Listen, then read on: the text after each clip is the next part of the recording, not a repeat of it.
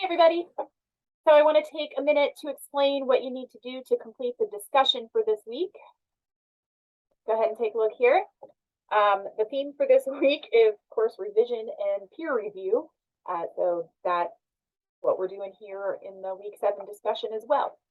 All right, so your prompt for this week, you are going to need to read an article entitled Why Students Hate Peer Review, right? And I've given you a link to it, but this is what it looks like. Okay. Why Students Hate Peer Review by David Gubler. And I put it in Word document form instead of trying to take it to the website. I'm not even sure if the link still works. But it's a little less than 3 pages long. It is not a terribly difficult article to understand. It's a pretty easy read, but it's got some very interesting ideas in it in regards to peer review. You'll be doing a peer review this week. Some of you may have already started on it.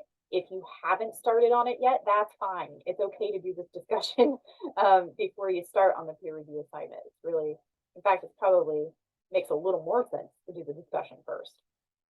But either way is fine. So you're going to read that article, okay? Because in that article, David Gubler, he is the author, he's also a professor. He discusses the importance of peer reviews in composition courses.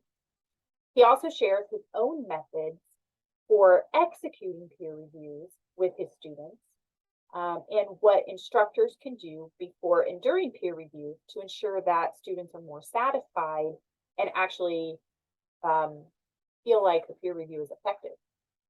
Once you have finished reading the article, I want you to answer the questions that I have here. Question 1 is looking at paragraphs 1 through 4 of the article where Gubler discusses the importance of peer reviews. What are your thoughts regarding the importance of peer reviews? And again, taking into consideration what your own experiences have been in the past, perhaps, and if you've not experienced peer review, what you think a peer review would be like, and also taking into consideration Gubler's description of how he does peer reviews. So kind of taking what you may already know about peer reviews, what you've already experienced with them, which may not be all that great, and his version. Kind of looking at both and his explanation for why they're used and why they're important. What are your thoughts regarding the importance of peer review?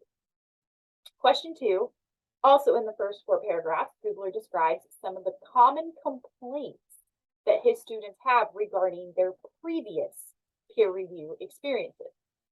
Do you have any prior experience with peer reviews? If so, describe your experiences. If you don't have any prior experience with peer reviews, what do you think would be some of the pros and cons of doing one? And then question 3, in the rest of the article, Gubler outlines the method he uses in his own class. He explains the memo page he uses and the feedback form. So I want you to think particularly about the feedback form that contains direct questions about specific essay elements that the reviewer must identify and answer questions about.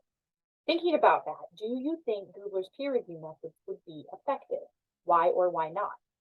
Basically, what I'm asking here is, do you think it would be helpful or not helpful if you had to fill out a form that said, identify the author's thesis statement, or identify the author's main points, identify the author's topic sentence for each body paragraph, or does the author provide correct citations every time source material is used? Very focused, specific questions. Would that be helpful or not, in your opinion? Right? And I'll give you a little hint or sneak peek if you haven't already looked at the peer review assignment this week. That's kind of how yours is. Very focused, direct questions. Right?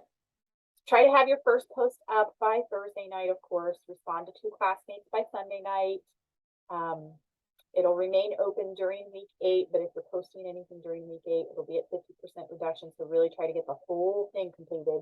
Not only your post, but your 2 peer responses by Sunday night, so you don't lose out on those points. And I'm really interested to read your posts about this article and your thoughts on peer reviews, especially considering we are doing a peer review this week. And it's okay if you can say, you can have negative expectations even after reading the article. I don't want to make you shy away from that just because we're doing a peer review this week. This is honest. You can be honest. And if you have very low expectations, I hope that our peer review changes your mind a little bit. But you never know. But I'm really, really looking forward to reading your posts for this week's discussion. If you have questions or run into problems, let me know. Otherwise, we can go ahead and get started.